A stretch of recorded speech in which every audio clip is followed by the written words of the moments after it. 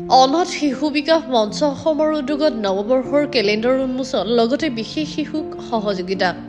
গুৱাহাটীৰ আমিনগাঁওস্থিত যুৱ বিকাশ কেন্দ্ৰৰ প্ৰেক্ষাগৃহত সাহিত্যিক, সাংবাদিক, শিল্পী আৰু সচেতন ব্যক্তিৰ দ্বাৰা গঠিত অনাথ শিশু বিকাশ মঞ্চ অসমৰ উদ্যোগত ইংৰাজী নৱবৰ্ষৰ কেলেণ্ডাৰ উন্মোচনৰ লগতে কেইবাগৰাকীও অনাথ শিশুক সহায়ৰ হাত আগবঢ়োৱা হয়। মন্ত্ৰী প্ৰজ্বলনেৰে শুভাৰম্ভণি কৰা অনুষ্ঠানত কেইবাগৰাকীও বিশিষ্ট ব্যক্তি উপস্থিত থাকে।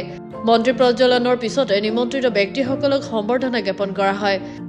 নিমন্ত্ৰিত ব্যক্তি হিচাপে উপস্থিত থাকে উমাকান্ত আৰু চন্দ্ৰকান্ত গোস্বামী, প্ৰাথমিক স্বাস্থ্য কেন্দ্ৰ বৰিহাটৰ বিশিষ্ট চিকিৎসক ডাঃ চন্দনা মেধি দাস, বিশিষ্ট জ্যোতিষী তথা সমাজকৰ্মী অপূৰ্ব দেৱ শৰ্মা, বিশিষ্ট সমাজকৰ্মী অংশুমান বেজবৰুৱাৰ পিতৃ দীপক চেইল আৰু মাতৃ পূৰবী চেইল, ৱেষ্ট পইণ্ট ডান্স একাডেমীৰ অধ্যক্ষ ক্ষীৰোজ মেধিকে ধৰি বহু সংখ্যক বিশিষ্ট ব্যক্তি।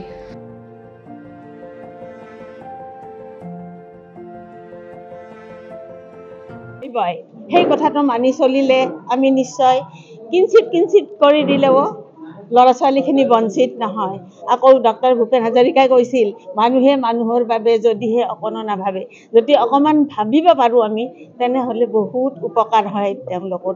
এইখিনিয়ে কৈ এই অনুষ্ঠানত উপস্থিত থকা সমূহৰ বিভিন্ন আন্তৰিক অভিনন্দন জ্ঞাপন কৰিছোঁ। লগতে আজি এই অনুষ্ঠানত এটা বিশেষ শিশু কেন্দ্ৰ নাম লৈ আজি অনুষ্ঠানটোত সাধাৰণভাৱে এখন মিটিং হৈ গ'ল। লগতে যি শিশুবিলাকক আমি কেইজনমান লগ লাগি তেখেতসকলক অকণমান সহায় কৰা আগবাঢ়িছোঁ আৰু ভৱিষ্যতেও তেখেতসকলক সহায় কৰিম বুলি প্ৰতিশ্ৰুতি দিছোঁ। সুন্দৰ অনুষ্ঠান এটা আৰু এনেকৈ উত্তম হাতৰ নিচিনা যুৱ দেখাই আজি এই সমাজত এনেকুৱা এটা সুন্দৰ সুস্থিৰ চিন্তা কৰাৰ বাবে ধন্যবাদ জনাইছোঁ। অসমত বহু মহান ব্যক্তি আছে, বহু ডাঙৰ ধনীমানী ব্যক্তি আছে, তেখেতসকলক এৰি উত্তমৰ নিচিনা মানুহে যি অনুষ্ঠান এনেকৈ আগবাঢ়িছে, আজি যি শিশুসকলক আনি আমাৰ এই মঞ্চত তেখেতসকলক এটি উপহাৰ দিছে আৰু এটা অনুষ্ঠানক এনেকৈ জন্ম দিছে, সেইবাবে সকলোকে ধন্যবাদ জনাইছোঁ। উদ্যোক্তাসকলক বহুত ধন্যবাদ জনাইছোঁ। অনুষ্ঠানটো আৰু উত্তৰণ কামনা কৰিছোঁ। অনুষ্ঠানটো ডাঙৰ হওক, ভাল হওক আৰু বহু ল'ৰা ছোৱালী যেন এনেকৈ সহায় কৰিব পাৰে, এইখিনিয়ে কামনা কৰিছোঁ। ব্যক্তি শ্ৰী দীপক চেইলে কৈছোঁ, আজি আমাক যি সন্মান দিলে, এই শিশুসকলক ইয়াতে বিশেষ সহযোগ কৰিবৰ কাৰণে মাতি আনি পেলাই আমাক যিমানখিনি মনত আনন্দ দিলে, এই অনুষ্ঠানটো দীৰ্ঘজীৱী হওক, তেওঁলোকে আৰু আগবাঢ়ি যাওক, অসমৰ গোটেই গাঁৱে ভূঞে চহৰে নগৰে তেওঁলোকৰ বিকাশ প্ৰকাশিত হৈ উঠক, এই কামনা কৰিও ওপৰৰ জনৰ ওচৰত মই ক্ষমা জনাইছোঁ।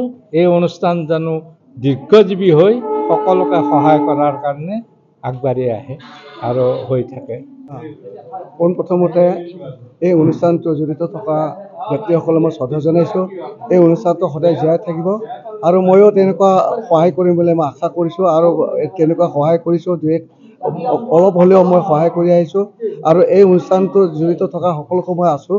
গতিকে ভৱিষ্যত আৰু তেনেকৈ আকৌ বেছি আগুৱাই লৈ যাব বুলি তেওঁলোকক মই আশাবাদী আৰু তেওঁলোকে চলাই পাৰিব আশা কৰিছোঁ। ধন্যবাদ। সমাজৰ উন্নতিৰ মূল বুলি ভাবোঁ।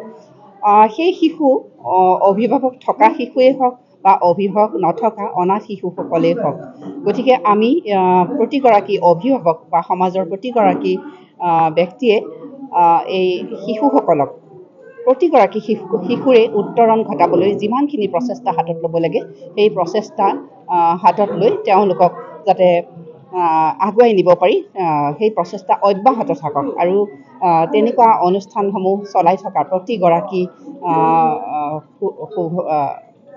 সুহৃদ ব্যক্তিৰ প্ৰতি মোৰ আন্তৰিক ধন্যবাদ থাকিল আৰু এনেদৰেই সমাজৰ উত্তৰণ হওক, শিশুসকলৰ উত্তৰণৰ যোগেদি ইয়াকে কৈ মই শিশুসকলৰ মংগল কামনা কৰি সামৰিছোঁ। দক্ষিণ কামৰূপৰ পৰা লিপিকা তালুকদাৰৰ ৰিপৰ্ট, গ্ল'বেল ND 24/7।